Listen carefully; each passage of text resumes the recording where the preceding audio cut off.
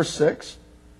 Let us not sleep as others do, but let us watch and be sober. I did a Blue Hornet concerned response to the enormous popularity of this movie, Twilight, and the book series. And the reason I did it is because I could not find anywhere on the computer or throughout a Google search any other pastor that was willing to stand up against it.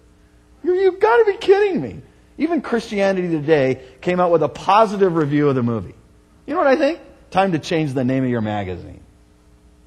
Like when I send something out, and by the way, there's just been a very huge, nice response of those who did get it. And if you want to receive it, it's on our website. You can pick it up and download it tonight and see what my concern is all about. My concern, just very briefly in a nutshell, is this. In light of realizing the days that you are living in, I mean, Paul is saying all the more should we become children of the day, children of the light, children of the Lord, instead of kind of continuing to dabble in the things of darkness, of which this movie, Twilight, I mean, if the title of the movie isn't enough, Twilight, when's that? Well, that's after the light has set and the darkness is about to get really scary. Those are the days that we're living in. Oh, whatever, let's go be entertained by the movie. It's about a vampire. Oh, but it's a good vampire. Excuse me? Oh, yeah. If you'd read the books, someone wrote to me and said, if you'd read the books, I'm going to waste my time reading your junk. Well, if you'd read the books, you would know it's a moral and good vampire. You know, that's exactly the argument that the false prophet and Antichrist will use on this nation. I'm not like the other demons. I'm not the bad guy. I'm actually here to help you and bring peace. Yeah, right. Can we check your teeth?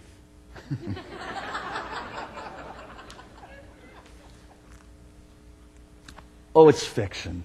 Bob, you make such a big deal out of things that are fiction anyway. You know, Baal was a fictionary god in the Old Testament.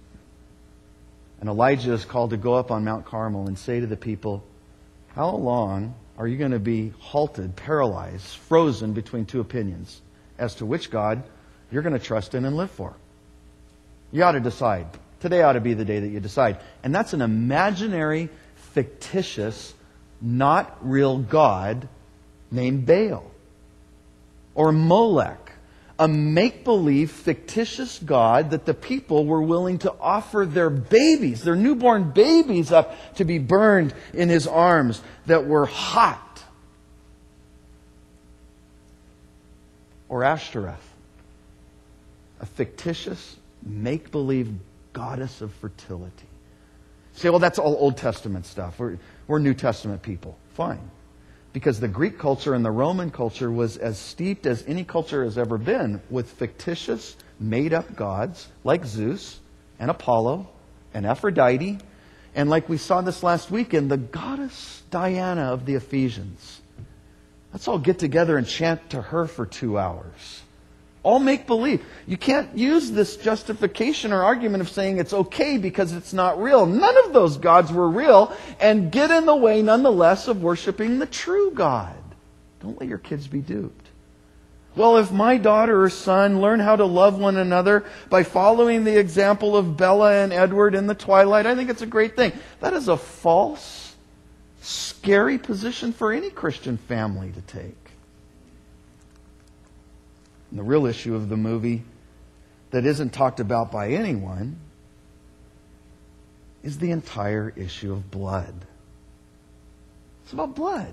It's about whether or not this guy is going to suck on the neck of this gal so that she eternally becomes, like him, a vampire. Now, what do you think Jesus thinks about that? Because he says throughout his word, we're not even to eat the animals if the blood is still within the meat.